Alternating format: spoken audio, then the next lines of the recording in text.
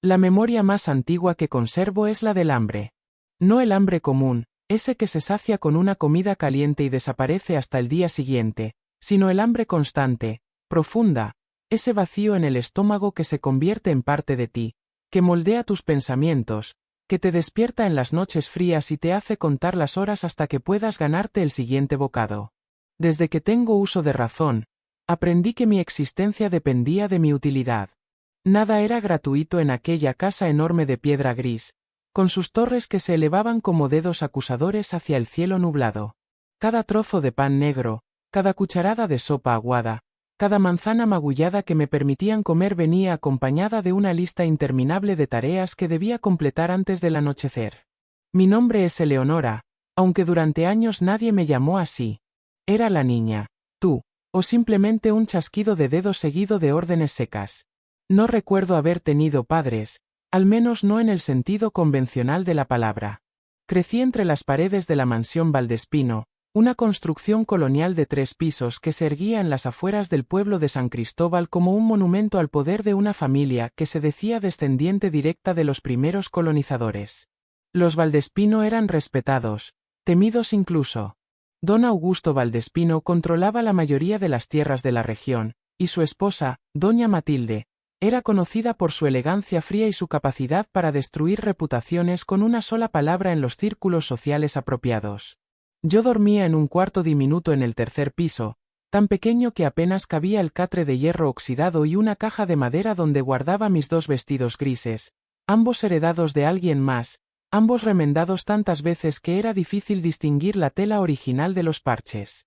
El techo inclinado dejaba escapar el frío en invierno, y cuando llovía, el agua se filtraba por las grietas, formando charcos que yo debía secar con trapos viejos antes de poder intentar dormir.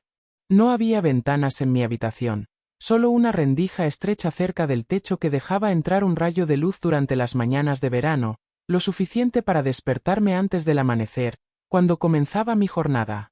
Mi día empezaba antes de que el sol asomara tras las montañas del este. Bajaba las escaleras de servicio en completo silencio, descalza para no hacer ruido, porque despertar a alguien de la familia significaba castigo, y el castigo significaba no comer ese día. En la cocina, la señora Brígida ya estaría encendiendo el fogón de leña, su rostro arrugado iluminado por las llamas naranjas.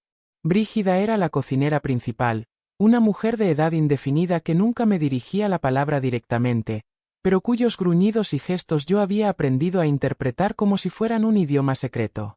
Ella me señalaba con su cuchillo de cocina las tareas del día: llenar los cubos de agua del pozo, limpiar las cenizas del fogón, pelar las papas para el desayuno de la familia, barrer el patio de servicio, fregar las ollas de la cena anterior hasta que brillaran. El pozo estaba en el extremo más alejado de la propiedad, junto al muro de piedra cubierto de musgo que separaba los jardines formales de los terrenos agrícolas. Caminar hasta allá con los cubos vacíos ya era agotador, pero regresar con ellos llenos, el agua salpicando mis piernas desnudas, los músculos de mis brazos ardiendo, era un suplicio que repetía al menos 10 veces cada mañana. En invierno, el agua estaba tan fría que mis manos se entumecían al tocar las asas de metal, y más de una vez dejé caer un cubo completo, derramando todo el contenido en el camino de tierra. Esos accidentes me costaban la comida del mediodía, a veces incluso la cena, y aprendí rápidamente a apretar los dientes y sostener los cubos sin importar cuánto me dolieran los dedos congelados. Doña Matilde era quien supervisaba mi alimentación con una precisión casi científica. Era una mujer alta, delgada hasta la fragilidad, con pómulos afilados que proyectaban sombras dramáticas en su rostro cuando la luz del candelabro la iluminaba desde arriba. Siempre vestía de negro o gris oscuro, con cuellos altos que le cubrían hasta el mentón y mangas largas incluso en los días más calurosos del verano. Su cabello, completamente blanco desde que yo podía recordar, estaba siempre recogido en un moño tan apretado que parecía estirarle la piel de la frente. Sus ojos eran de un azul pálido, casi transparente, y cuando me miraba, sentía como si pudiera ver a través de mí, como si estuviera evaluando mi valor y encontrándolo siempre insuficiente. Cada tarde, después de que la familia hubiera terminado de comer, doña Matilde inspeccionaba mi trabajo. Caminaba lentamente por las habitaciones que yo había limpiado, pasando un dedo enguantado por los marcos de las ventanas, las repisas de las chimeneas, los barandales de las escaleras. Si encontraba polvo, por mínimo que fuera, me lo mostraba con una sonrisa fría que nunca alcanzaba sus ojos. «Has sido descuidada, Eleonora», decía con voz suave pero cortante como un cuchillo bien afilado. «Las niñas descuidadas no merecen cenar. Quizás el hambre te enseñe a ser más diligente». Luego se retiraba con pasos medidos, dejándome de pie en el pasillo, con el estómago vacío y las manos temblorosas de frustración y miedo. Había noches en las que el hambre era tan intenso que no podía dormir. Me quedaba despierta en mi catre, escuchando los crujidos de la vieja mansión, el aullido del viento entre las tejas, los pasos ocasionales de don Augusto en el piso inferior cuando se quedaba trabajando hasta tarde en su estudio. En esas noches, mi mente divagaba hacia lugares peligrosos, preguntándome quién había sido mi madre, por qué estaba yo en esa casa, qué había hecho para merecer este destino. Brígida una vez me había dicho, en uno de sus escasos momentos de algo que podría interpretarse como amabilidad, que yo había llegado a la mansión cuando era apenas un bebé, envuelta en una manta raída, dejada en la puerta trasera una madrugada de invierno. «Doña Matilde quería entregarte al orfanato», había murmurado Brígida mientras cortaba cebollas, sus ojos llorosos por el vapor acre. «Pero don Augusto dijo que eras responsabilidad de la familia». Nunca entendí por qué. La mansión Valdespino era un laberinto de corredores oscuros, escaleras que llevaban a ninguna parte, y habitaciones que permanecían cerradas con llave año tras año. El edificio había sido construido en etapas durante más de 2 siglos, y cada generación había añadido alas, torres, y ampliaciones sin ningún plan coherente. El resultado era una estructura confusa donde era fácil perderse, especialmente en el ala norte, que había sido clausurada cuando yo era muy pequeña. Nadie me había explicado por qué esa sección de la casa estaba prohibida, simplemente me habían advertido, con una severidad inusual, que nunca debía acercarme a las puertas selladas que marcaban su entrada. Las puertas en cuestión eran de madera oscura tallada con escenas de caza, ciervos huyendo entre árboles, perros de presa con las fauces abiertas, cazadores con rifles alzados. Las puertas estaban cerradas con cadenas gruesas y un candado tan grande que parecía diseñado para mantener encerrado a un monstruo más que para proteger habitaciones vacías.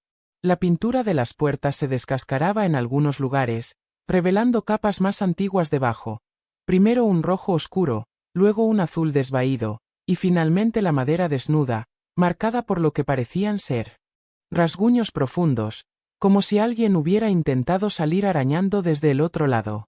Había otras cosas extrañas en la mansión, detalles que yo notaba pero que no me atrevía a cuestionar en voz alta. Los retratos que cubrían las paredes del pasillo principal, por ejemplo, todos ellos mostraban miembros de la familia Valdespino de generaciones pasadas, hombres de barbas imponentes y miradas severas, mujeres con vestidos elaborados y expresiones melancólicas, niños vestidos como adultos en miniatura, todos ellos posando con la misma rigidez formal. Pero había espacios vacíos en la pared, rectángulos más claros donde la pintura no había sido desgastada por el tiempo, evidencia de que algunos retratos habían sido removidos. Y más inquietante aún, había retratos cubiertos con telas oscuras, bultos rectangulares que nadie tocaba nunca, como si los rostros debajo fueran demasiado peligrosos para ser contemplados. Una de esas pinturas cubiertas colgaba al final del corredor del segundo piso, justo frente a la puerta del dormitorio principal de don Augusto y doña Matilde. Cada vez que pasaba frente a ella, sentía una atracción inexplicable, un impulso de levantar la tela y ver qué escondía. Pero ese impulso siempre era sofocado por el miedo. Sabía, de alguna manera profunda e instintiva, que mirar debajo de esa tela tendría consecuencias terribles.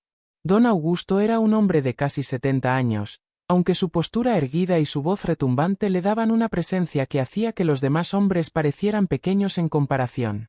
Tenía el cabello completamente blanco, cortado muy corto, y una barba recortada con precisión que enmarcaba una boca que rara vez sonreía. Sus ojos eran oscuros, casi negros, y cuando me miraba, lo cual era raro, sentía como si estuviera evaluando un objeto más que una persona. Pasaba la mayoría de su tiempo en su estudio, una habitación enorme en el primer piso llena de libros encuadernados en cuero, mapas antiguos, y documentos legales apilados en torres precarias sobre su escritorio de caoba.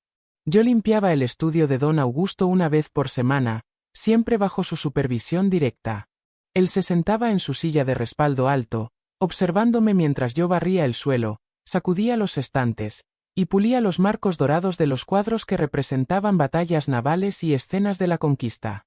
Nunca me hablaba durante estas sesiones de limpieza, pero podía sentir su mirada siguiendo cada uno de mis movimientos. Una vez, sin querer, rocé uno de los documentos en su escritorio, desplazándolo apenas unos centímetros.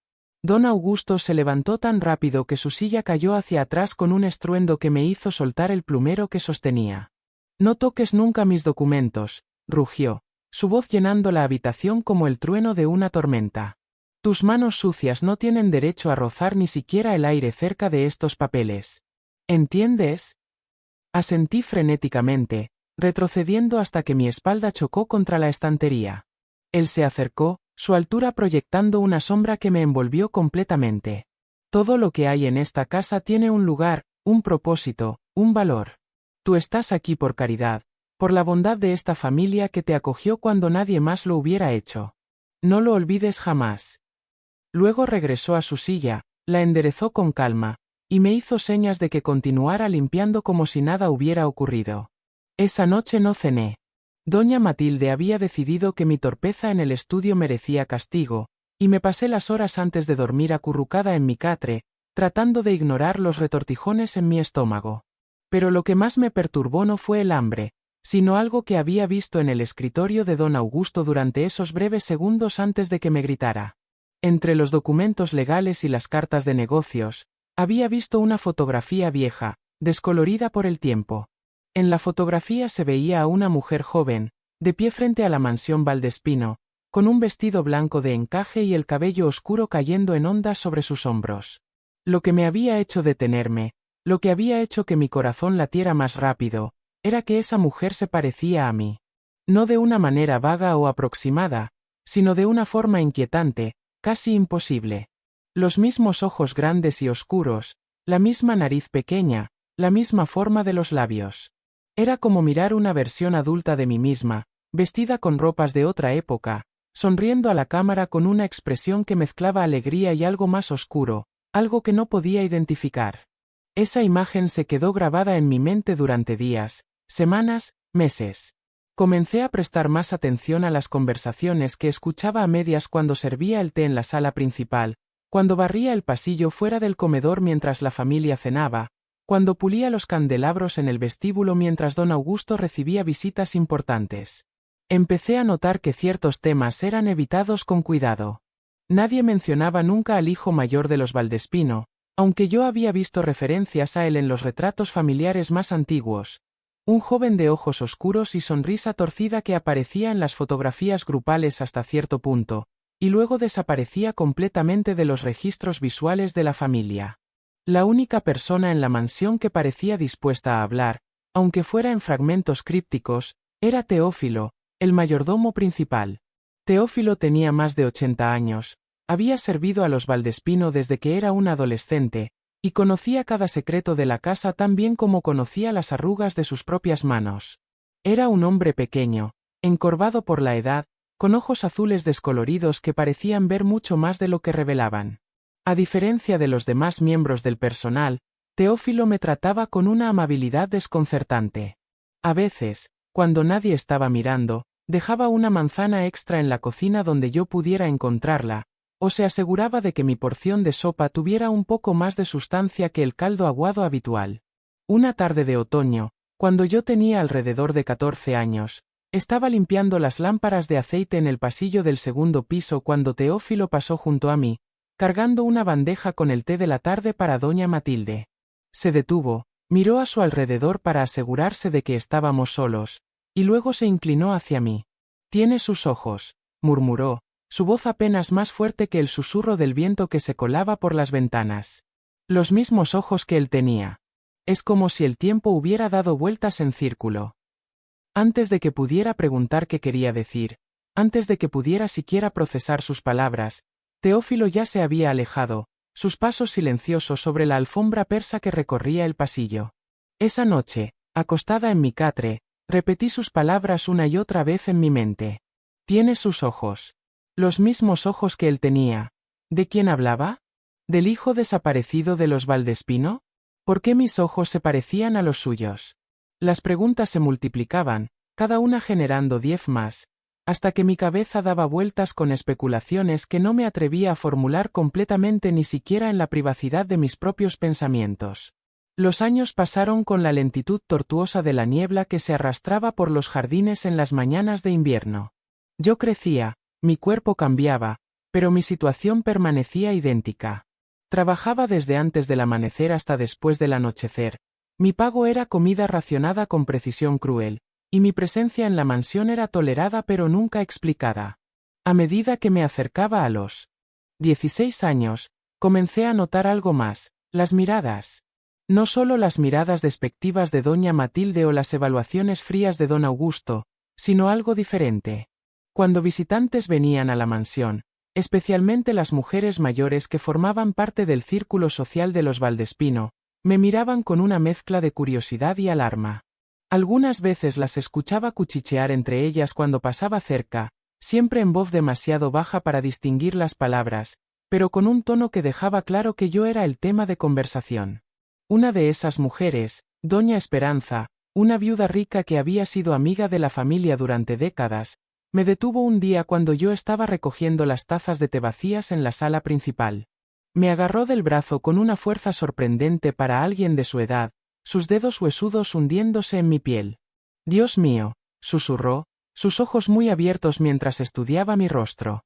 «Es imposible». «¿Cómo?». Doña Matilde intervino inmediatamente, separándose de las otras invitadas y acercándose con pasos rápidos. «Esperanza, querida, pareces perturbada. Te traigo sales aromáticas».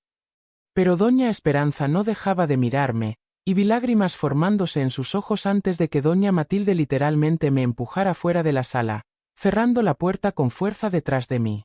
Esa noche, escuché gritos provenientes del dormitorio principal. Era raro. Don Augusto y doña Matilde nunca alzaban la voz, su control era absoluto incluso en sus peores discusiones. Pero esa noche, sus voces atravesaban las paredes gruesas de piedra. No podía distinguir las palabras, pero el tono era inconfundible: furia, miedo, desesperación. Al día siguiente, doña Esperanza no regresó para el té como tenía planeado, y nunca más volvió a visitar la mansión Valdespino mientras yo vivía allí. El ala norte de la mansión, esa sección clausurada con cadenas y candados, ejercía sobre mí una fascinación que crecía con cada año que pasaba. A veces, en las noches, cuando la casa estaba en silencio y yo debía hacer rondas para asegurarme de que todas las velas estuvieran apagadas, me detenía frente a las puertas talladas y simplemente las miraba. La madera oscura parecía absorber la luz de mi vela, creando sombras que se movían de formas extrañas.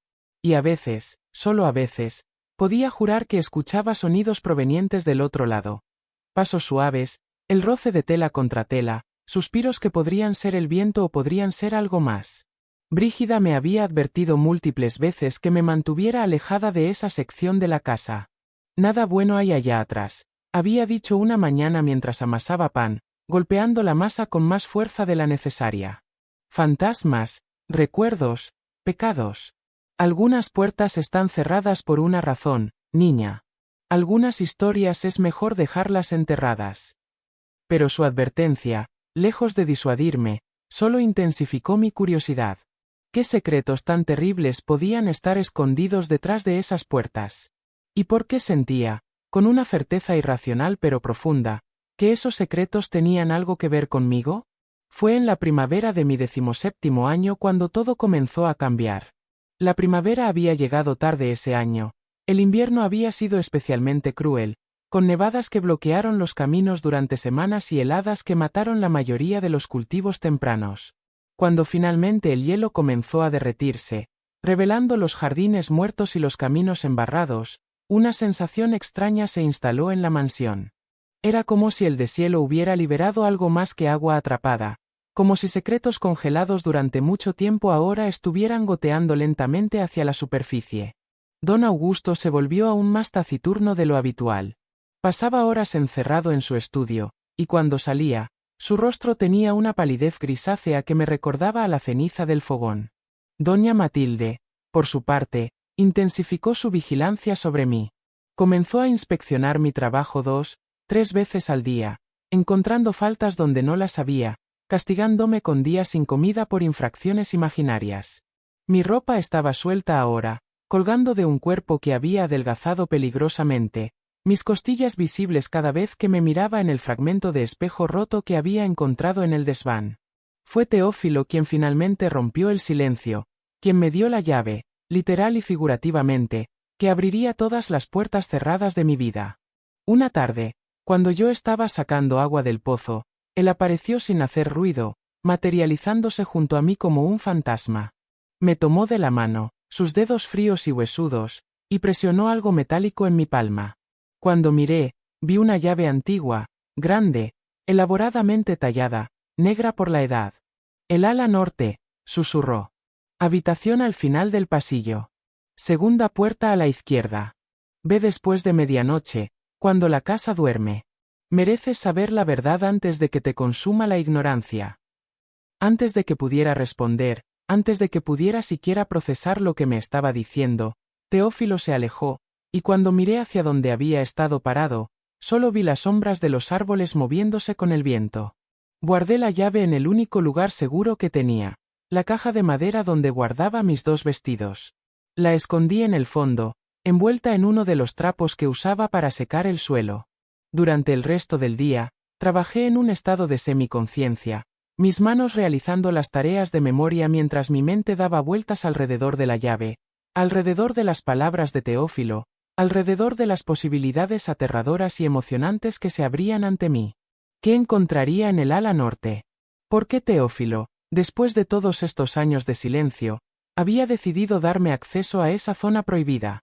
¿Y qué verdad era tan importante que merecía arriesgarme a la ira de don Augusto y doña Matilde, una ira que podría costarme no solo mi comida, sino posiblemente mi vida?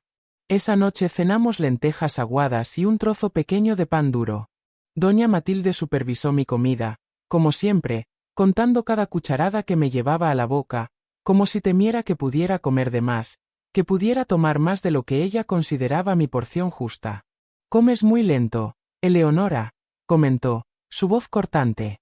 Una niña agradecida comería con más entusiasmo, apreciando la generosidad que se le ha mostrado.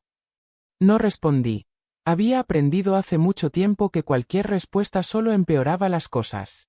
Simplemente tragué cada cucharada con dificultad, el hambre haciendo que incluso esa comida insípida supiera como un festín, mientras doña Matilde me observaba con esos ojos azules pálidos que nunca parpadeaban. Después de la cena, realicé mis tareas nocturnas con meticulosidad extra. Lavé cada plato hasta que brillaba, barrí cada rincón de la cocina, me aseguré de que el fuego estuviera completamente apagado y de que todas las ventanas estuvieran cerradas con llave. Luego subí las escaleras hacia mi habitación, pasando frente al dormitorio de don Augusto y doña Matilde, donde podía ver luz filtrándose por debajo de la puerta y escuchar el murmullo bajo de sus voces. Continué hasta mi cuarto diminuto en el 3er piso, me cambié a mi camisón remendado, y me acosté en mi catre, esperando. Contar las horas hasta medianoche fue tortura.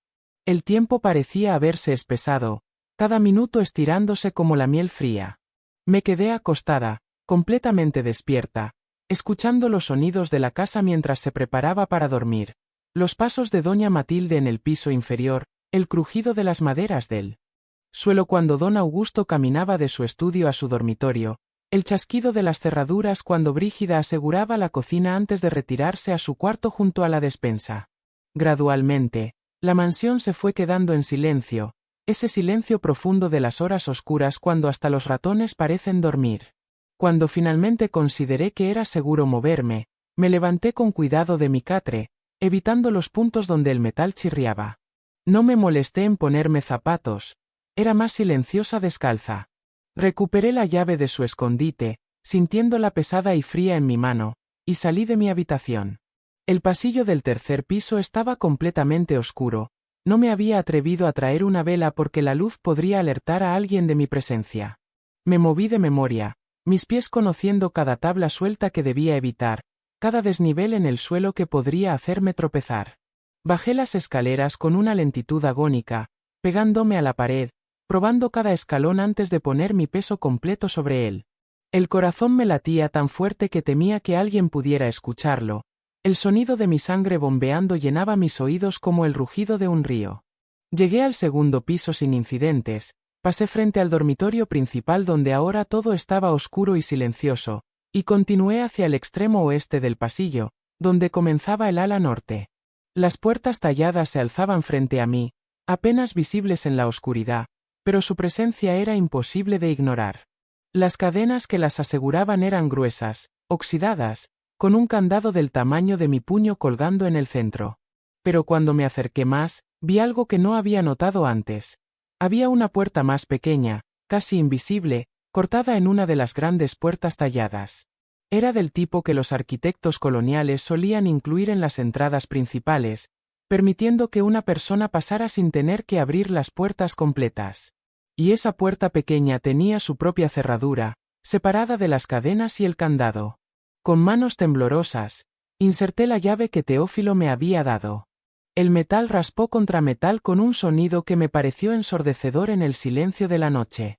La llave giró con dificultad, los mecanismos internos protestando después de años, quizás décadas, sin ser usados. Pero giró, y escuché el clic distintivo de un cerrojo abriéndose.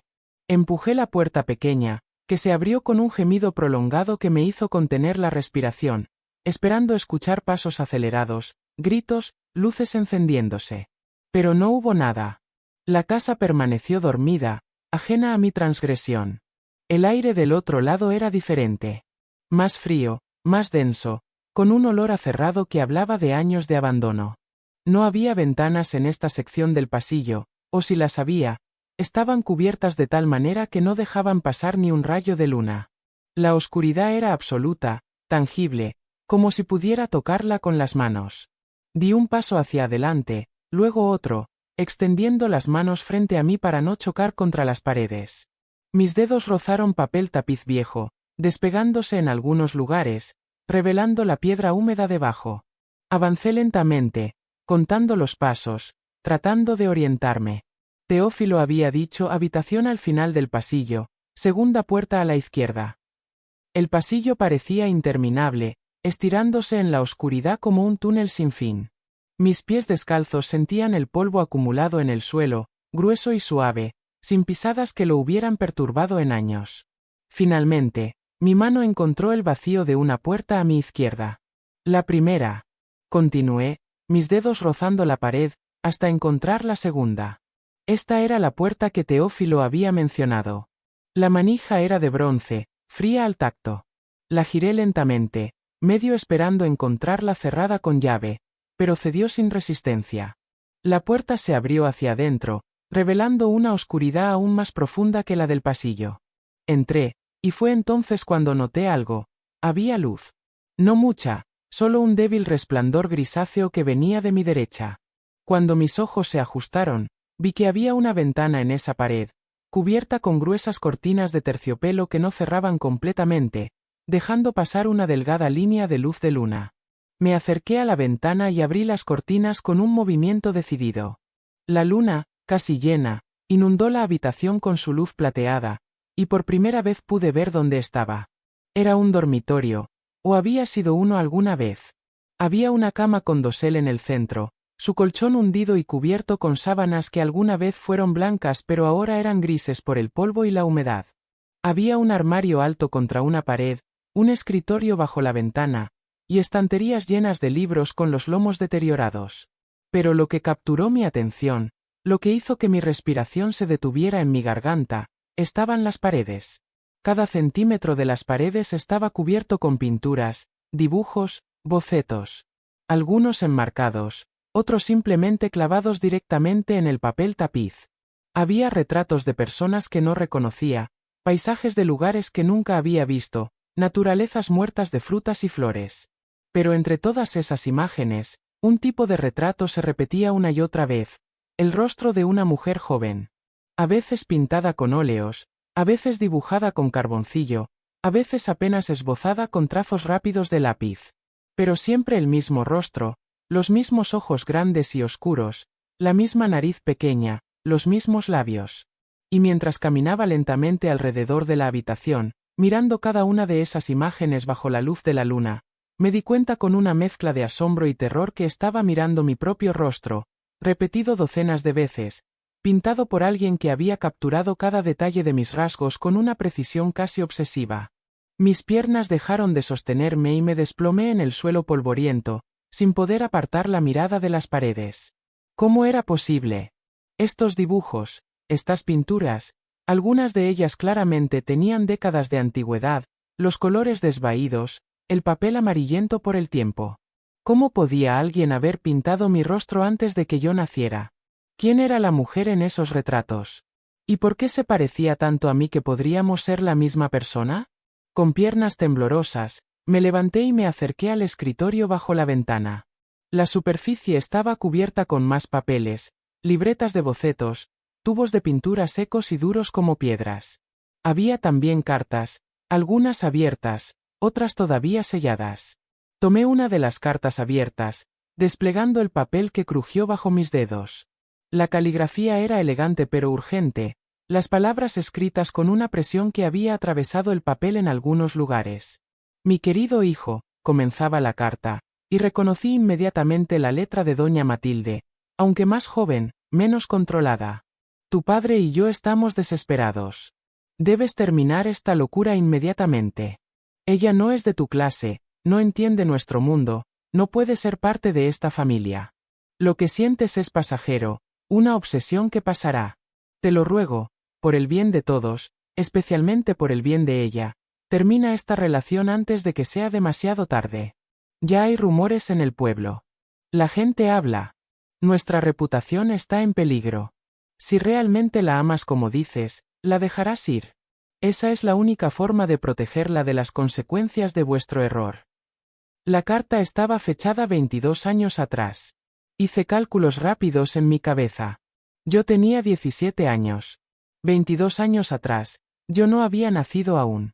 Pero 5 años después de esa carta, busqué entre los papeles, encontrando más cartas, más súplicas, más amenazas veladas. Y luego encontré algo diferente, un certificado de matrimonio, doblado y escondido entre las páginas de un libro de poesía. El certificado estaba fechado 21 años atrás. Los nombres en el documento hicieron que el mundo se inclinara bajo mis pies. Sebastián Valdespino y Lucía Mendoza. Sebastián. El hijo mayor desaparecido de don Augusto y doña Matilde. El hombre cuyos ojos yo tenía, según Teófilo. Y Lucía Mendoza, un nombre que nunca había escuchado, un nombre que no aparecía en ninguno de los registros familiares que yo había visto. Pero busqué más, movida por una necesidad desesperada de entender, de conectar las piezas que estaban comenzando a formar un patrón terrible y claro. Encontré un diario, encuadernado en cuero marrón, las páginas llenas de una caligrafía masculina que inclinaba dramáticamente hacia la derecha. Las primeras entradas eran alegres, hablando de un amor nuevo, de una mujer extraordinaria que había conocido en el mercado del pueblo, una chica de familia humilde pero con una inteligencia y belleza que lo habían cautivado instantáneamente. Sebastián escribía sobre sus encuentros secretos, sobre cómo Lucía era diferente a todas las mujeres de sociedad que sus padres le habían presentado, sobre cómo ella lo hacía sentir verdaderamente vivo por primera vez en su vida. Las entradas posteriores se volvían más oscuras, más tensas. Hablaban de la oposición de sus padres, de las amenazas, de cómo don Augusto había intentado sobornar a la familia de Lucía para que la enviaran lejos. Pero Sebastián y Lucía habían resistido, y finalmente se habían casado en secreto en una pequeña iglesia de un pueblo vecino, con solo 2 testigos que prometieron mantener el secreto. Y luego, meses después, Sebastián escribía con una alegría apenas contenida: Lucía está embarazada. Vamos a ser padres. Ahora mis padres tendrán que aceptarla. Un heredero Valdespino obliga a ciertas realidades. Tendrán que reconocer nuestro matrimonio, tendrán que aceptarla en la familia. Nuestra hija, porque estoy seguro de que será una niña, tendrá todo lo que Lucía y yo nunca tuvimos: amor, aceptación, un lugar en el mundo donde pueda ser ella misma sin vergüenza. Pasé las páginas con manos cada vez más temblorosas, leyendo sobre los planes de Sebastián, sobre cómo había comenzado a preparar esta habitación para Lucía, llenándola con retratos de ella porque quería que su belleza quedara inmortalizada, porque no podía pasar un día sin crear algo que capturara la esencia de la mujer que amaba. Pero luego llegué a las últimas entradas, y el tono cambiaba completamente. Mis padres lo saben. Escribía con una letra casi ilegible, las palabras garabateadas con urgencia. No sé cómo se enteraron, pero lo saben todo. Mi padre me ha dado un ultimátum: o renuncio a Lucía y al bebé, o seré desheredado y expulsado de la familia. Me han dicho que puedo irme, construir una vida en otro lugar, pero que nunca más podré usar el nombre Valdespino, nunca tendré acceso a nada de la fortuna familiar. Lucía dice que deberíamos irnos, que podemos ser felices sin el dinero, sin el nombre. Pero tengo miedo. He vivido toda mi vida con ciertos privilegios, ciertas comodidades. ¿Puedo realmente renunciar a todo eso? ¿Puedo realmente dejar atrás el único mundo que he conocido? La siguiente entrada estaba fechada una semana después. He tomado una decisión terrible. Dios me perdone, pero he elegido mi nombre sobre mi amor. Le he dicho a Lucía que ya no puedo continuar con nuestro matrimonio, que he cometido un error. Le he ofrecido dinero, una casa en otro pueblo, cualquier cosa para facilitar nuestra separación. Ella lloró, suplicó, me dijo que me amaba, que nuestro bebé me necesitaba. Pero fui firme. Fui cruel porque pensé que eso haría las cosas más fáciles para ambos. Vi el momento exacto en que su corazón se rompió, vi la luz apagarse en sus ojos. Y ahora estoy aquí, en esta habitación rodeado de sus retratos, y me pregunto si he cometido el error más grande de mi vida. Busqué más entradas, pero el diario terminaba ahí. Revolví entre los papeles en el escritorio, desesperada por saber qué había pasado después. Y entonces encontré un recorte de periódico, amarillento y frágil, escondido dentro de un sobre sin marcar. El titular decía: Tragedia en el río, joven mujer encontrada ahogada. El artículo era breve, clínico. El cuerpo de Lucía Mendoza, de 23 años, fue encontrado en el río San Miguel en la mañana del domingo. Las autoridades creen que resbaló mientras caminaba por la orilla. No se sospecha de acto criminal. Deja atrás a su hija recién nacida, cuyo paradero no ha sido revelado por las autoridades. El papel cayó de mis manos. La habitación giraba a mi alrededor, las paredes cubiertas con el rostro de mi madre que se había ahogado cuando yo era apenas un bebé, mi madre que había sido rechazada por el hombre que amaba, por el hombre que era mi padre. Sebastián Valdespino era mi padre. Don Augusto y doña Matilde eran mis abuelos. Toda mi vida, había vivido en esta casa como una sirvienta, alimentada con sobras, tratada como una carga, cuando en realidad yo era la heredera legítima de todo esto. Yo era la nieta que ellos habían rechazado, la evidencia viviente de un escándalo que habían intentado enterrar. El suelo bajo mis pies dejó de ser sólido. Me desplomé completamente, sollozo silencioso sacudiendo mi cuerpo mientras años de confusión, humillación y dolor finalmente encontraban su explicación. No había sido abandonada por padres que no me querían. Mi madre había muerto. Posiblemente se había quitado la vida después de ser rechazada por el hombre que amaba. ¿Y mi padre? ¿Dónde estaba mi padre? Busqué entre los papeles nuevamente, buscando más información sobre Sebastián. Encontré otra carta, esta escrita por don Augusto, dirigida a alguien llamado Dr. Ramírez. La carta describía la condición mental deteriorada de Sebastián después de la muerte de Lucía, cómo se había encerrado en su habitación durante meses, negándose a comer, pintando obsesivamente el rostro de Lucía una y otra vez. Don Augusto escribía sobre su decisión de enviar a Sebastián a un sanatorio privado en las montañas, donde podría recibir el tratamiento apropiado para su melancolía patológica. No había más información sobre Sebastián después de esa carta. Ninguna indicación de si alguna vez había dejado ese sanatorio, si había mejorado, si alguna vez había preguntado por su hija. Era como si, después de ser enviado lejos, hubiera sido borrado completamente de la historia familiar. Me quedé sentada en el suelo de esa habitación durante horas, llorando en silencio, procesando la enormidad de lo que había descubierto. Todo tenía sentido ahora, porque don Augusto había insistido en mantenerme en la mansión a pesar de las objeciones de doña Matilde, porque Teófilo me trataba con una amabilidad que nadie más mostraba, porque doña Esperanza se había perturbado tanto al ver mi rostro, porque había espacios vacíos en las paredes donde los retratos habían sido removidos. Yo era el recordatorio viviente de la vergüenza de la familia, del hijo que había desobedecido, de la mujer de clase baja que había osado amar a un Valdespino, de la tragedia que había resultado de todo ello. Pero yo también era algo más. Era la heredera legítima. El matrimonio de mis padres había sido legal, registrado, real. Yo tenía derecho al nombre Valdespino, derecho a la fortuna, derecho a todo lo que me habían negado. La pregunta era, ¿qué iba a hacer con ese conocimiento? La luz de la luna se había desplazado, indicando que había pasado más tiempo del que pensaba. Pronto amanecería, y si me encontraban fuera de mi habitación, especialmente aquí en el ala prohibida, las consecuencias serían devastadoras. Con manos temblorosas, recogí el certificado de matrimonio, el recorte de periódico sobre la muerte de mi madre, y algunas de las cartas más reveladoras. Las doblé cuidadosamente y las escondí bajo mi camisón, presionándolas contra mi pecho. Luego, tomé uno de los retratos más pequeños de mi madre, un dibujo a carboncillo que mostraba su rostro de perfil, su expresión serena y melancólica. Lo enrollé con cuidado y lo escondí también. Salí de la habitación con piernas que apenas me sostenían, cerré la puerta detrás de mí, y navegué la oscuridad del pasillo del ala norte de regreso hacia la pequeña puerta en las grandes puertas talladas. Salí, cerré con llave, y me quedé por un momento en el pasillo principal, tratando de calmar mi respiración, de controlar los temblores que recorrían mi cuerpo. Luego subí las escaleras de regreso a mi habitación, cada paso una agonía de miedo de ser descubierta. Llegué a mi cuarto justo cuando las primeras luces del amanecer comenzaban a filtrarse por la rendija alta en la pared. Escondí los documentos y el dibujo en el fondo de mi caja de madera, bajo mis vestidos, y me acosté en mi catre, mi corazón aún latiendo como un tambor de guerra. No dormí.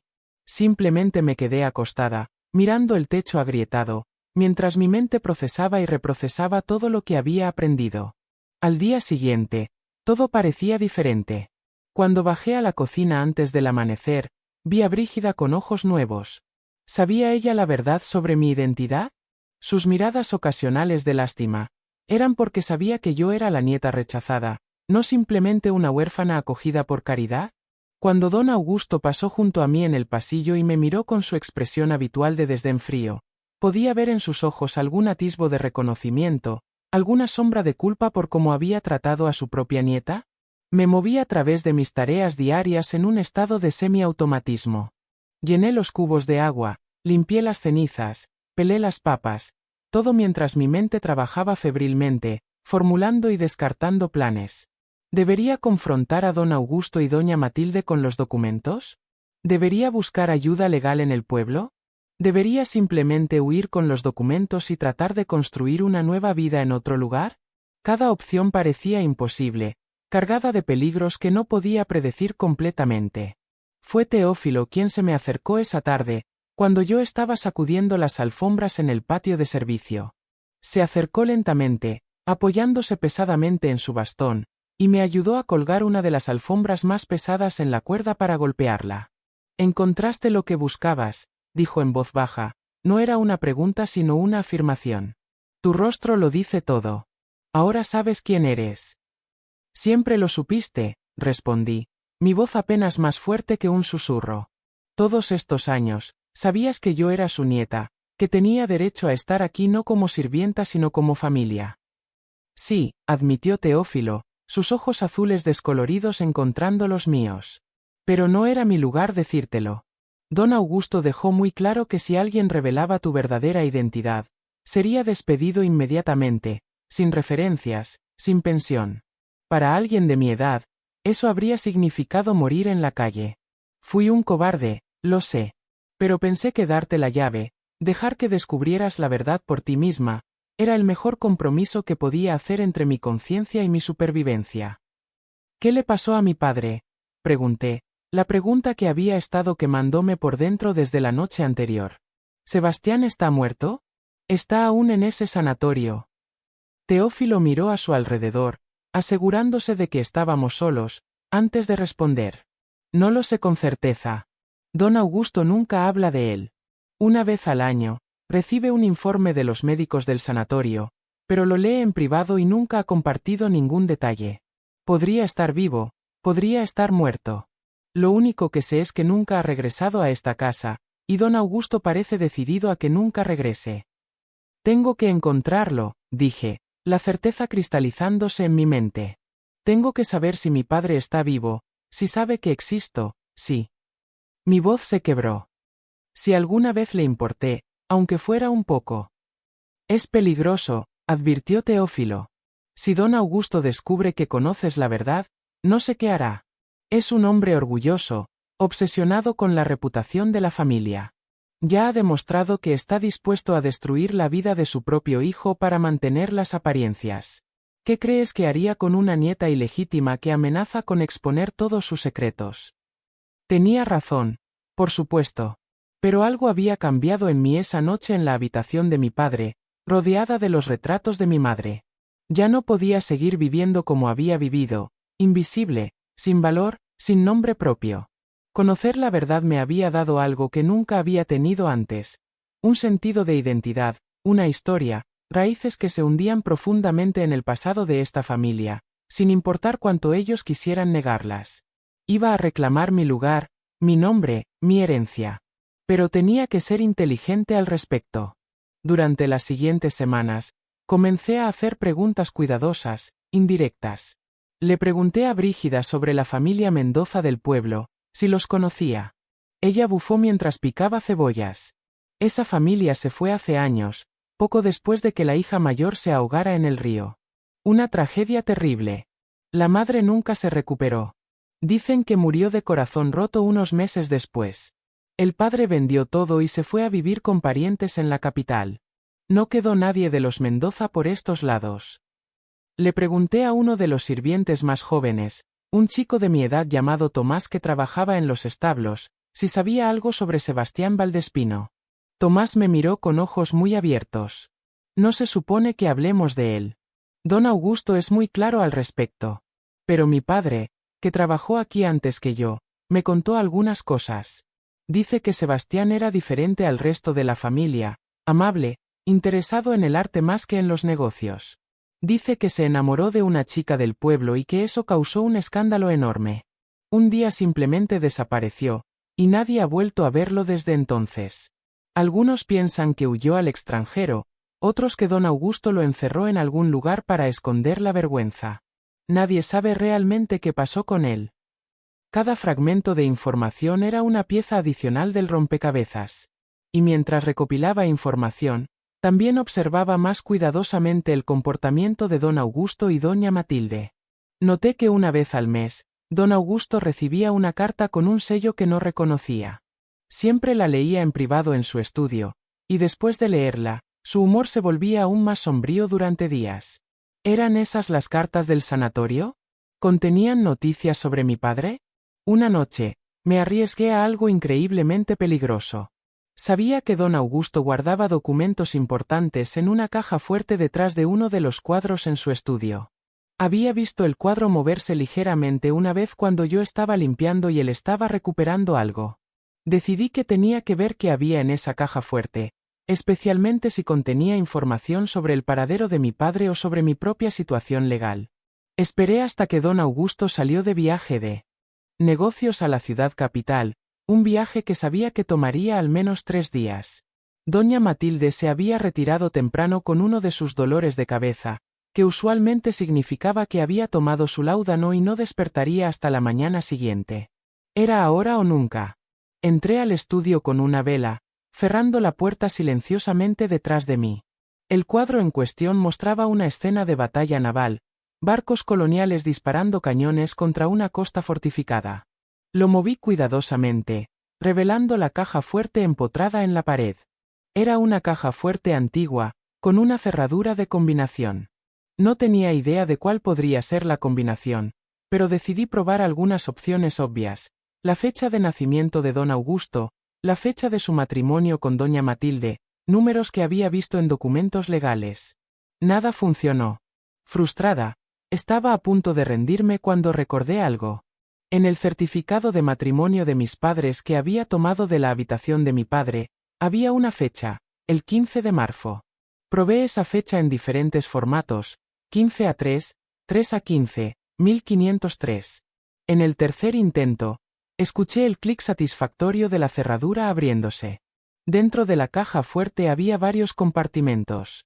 Uno contenía dinero en efectivo, otro tenía joyas que supuse pertenecían a doña Matilde, y otro estaba lleno de documentos legales doblados. Los revisé rápidamente, mis manos temblando tanto que casi dejó caer algunos.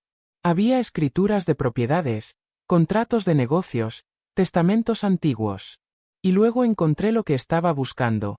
Una carpeta etiquetada Sanatorio Santa Rita, informes médicos. Abrí la carpeta con manos temblorosas. Contenía años de informes médicos, todos describiendo la condición mental de paciente SV. Los primeros informes eran desoladores: depresión severa, negativa a comer, episodios de agitación extrema, intentos de autolesión. Pero los informes más recientes, de los últimos 5 años, mostraban una mejoría gradual. El paciente había comenzado a comer regularmente, había retomado el interés en el arte, participaba en las actividades del sanatorio. El informe más reciente, fechado apenas 2 meses atrás, decía: paciente SV ha mostrado progreso notable. Con tratamiento continuo y apoyo adecuado, consideramos que podría estar listo para reintegrarse parcialmente a la sociedad dentro del próximo año.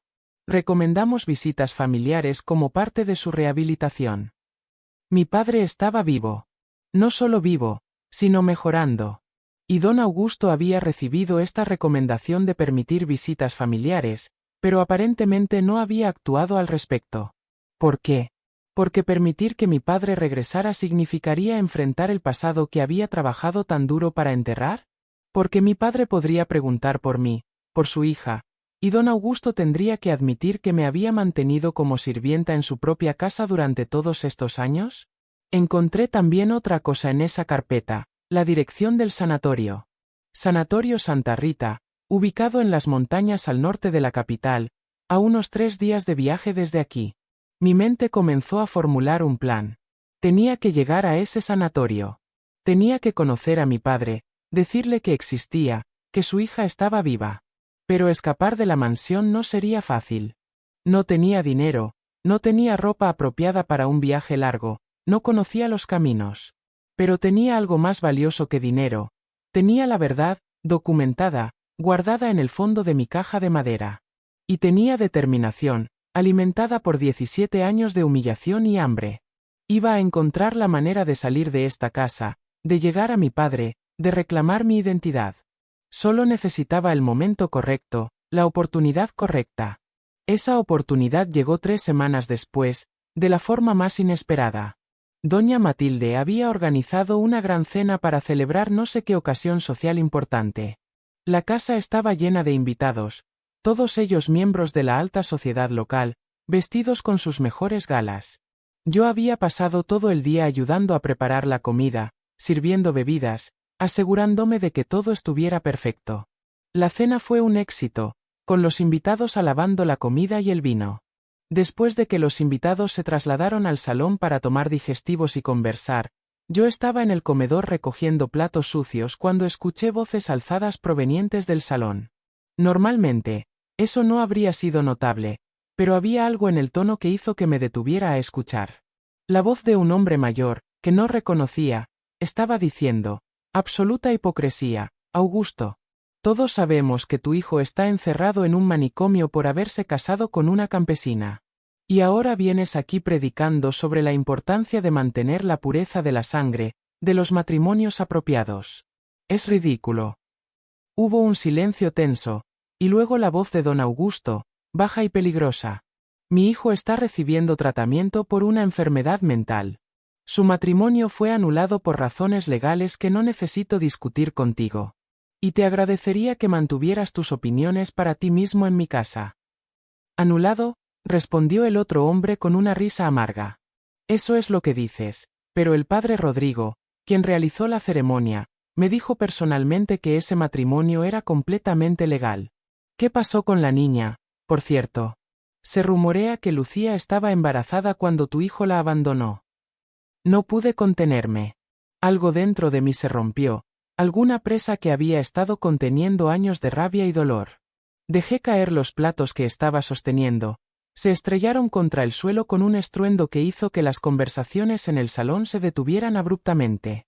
Caminé hacia la entrada del salón, mis pies descalzos pisando fragmentos de porcelana sin sentir el dolor. Todos los ojos se volvieron hacia mí mientras entraba en el salón, una sirvienta sucia en medio de toda esta elegancia. Busqué la mirada de don Augusto, y vi la comprensión y el horror reflejarse en sus ojos en el momento en que entendió lo que estaba a punto de hacer. La niña, dije, mi voz más fuerte y más clara de lo que nunca había sonado antes, está aquí. Yo soy esa niña. Soy Eleonora Valdespino, hija de Sebastián Valdespino y Lucía Mendoza. Soy su nieta, don Augusto, y he vivido en esta casa durante 17 años como su sirvienta, alimentada con sobras, tratada como basura, mientras ustedes, mis abuelos, fingían que yo no existía. El silencio que siguió fue absoluto. Podía escuchar el tic-tac del reloj de pie en la esquina, el crepitar del fuego en la chimenea. Todos me miraban boquiabiertos, algunos con expresiones de shock, otros con fascinación morbosa. Doña Matilde se había puesto pálida como un fantasma, una mano presionada contra su pecho como si su corazón estuviera fallando. Don Augusto se levantó lentamente de su silla, su rostro transformado en una máscara de furia. «Sal de esta habitación inmediatamente», ordenó, su voz temblando de rabia contenida. «No tienes derecho a estar aquí, no tienes derecho a hablar con estos invitados, no tienes». «Tengo todo el derecho», lo interrumpí, sorprendiéndome a mí misma con mi propia audacia. «Tengo el certificado de matrimonio de mis padres. Tengo documentos que prueban que Lucía Mendoza era mi madre, que Sebastián Valdespino es, mi padre. Tengo todo lo que necesito para demostrar que soy su legítima nieta, su heredera legal». El hombre que había mencionado los rumores sobre mi padre se acercó, sus ojos escudriñando mi rostro con intensidad. «Dios mío», murmuró. «Tiene los ojos de Sebastián. Y parece a». Miró uno de los retratos en la pared, uno que yo no había notado antes, medio escondido detrás de una columna.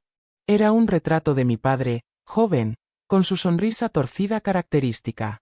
«Es su hija, sin duda alguna. El parecido es inconfundible». Otras voces comenzaron a unirse, algunos de los invitados expresando shock, otros haciendo preguntas, algunos claramente disfrutando del escándalo que se estaba desarrollando frente a ellos. Doña Matilde finalmente encontró su voz. «Esto es absurdo», dijo, su tono helado pero con un temblor subyacente. «Esta niña es una huérfana que acogimos por caridad. Ha estado inventando fantasías sobre su origen, claramente sufre de delirios de grandeza. Necesita tratamiento médico, no atención». «Entonces explique esto», dije, sacando de mi delantal el certificado de matrimonio que había estado guardando cerca de mi cuerpo durante semanas, esperando el momento correcto para usarlo. Lo desdoblé y se lo mostré al hombre que había reconocido el parecido con mi padre. «Está fechado, firmado, sellado. Es un documento legal que prueba que mis padres estaban casados. Lo que significa que yo soy la heredera legítima de la fortuna Valdespino».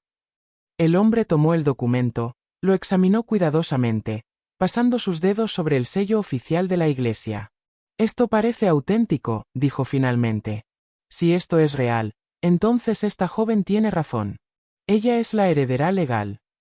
Miró a don Augusto con una mezcla de reproche y fascinación.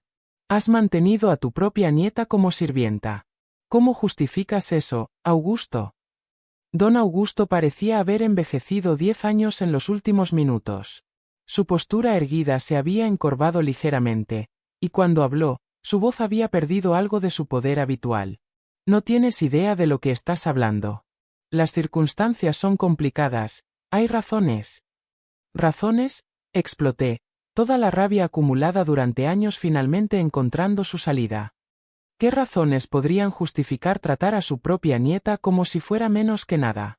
¿Qué razones podrían justificar encerrar a mi padre en un sanatorio durante casi 2 décadas?